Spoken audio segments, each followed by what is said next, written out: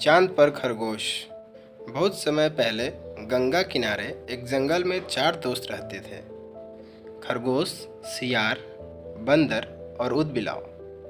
इन सभी दोस्तों की एक ही चाहत थी, सबसे बड़ा दानवीर बनना। एक दिन चारों ने एक साथ फैसला लिया कि वो कुछ न कुछ ऐसा ढूंढ कर लाएंगे जिससे वो दान कर सके। परम दान करने के लिए चारों मित्र अपने अपने घर से निकल गए। ऊदबिलाव गंगा तट से लाल रंग की 7 मछलियां लेकर आ गया। सियार दही से भरी हांडी और मांस का टुकड़ा लेकर आया। उसके बाद बंदर उछलता कूदता बाग से आम के गुच्छे लेकर आया। दिन ढलने को था, लेकिन खरगोश को कुछ नहीं समझ में आया।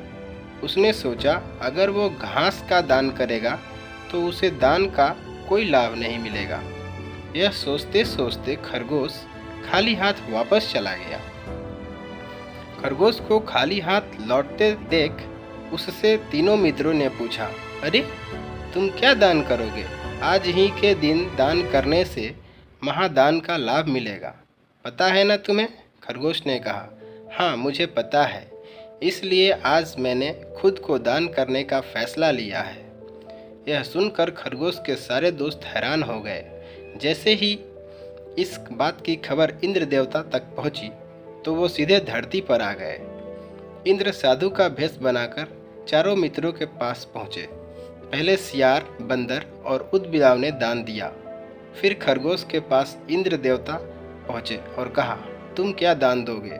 खरगोश ने बताया कि वह खुद को दान कर रहा है।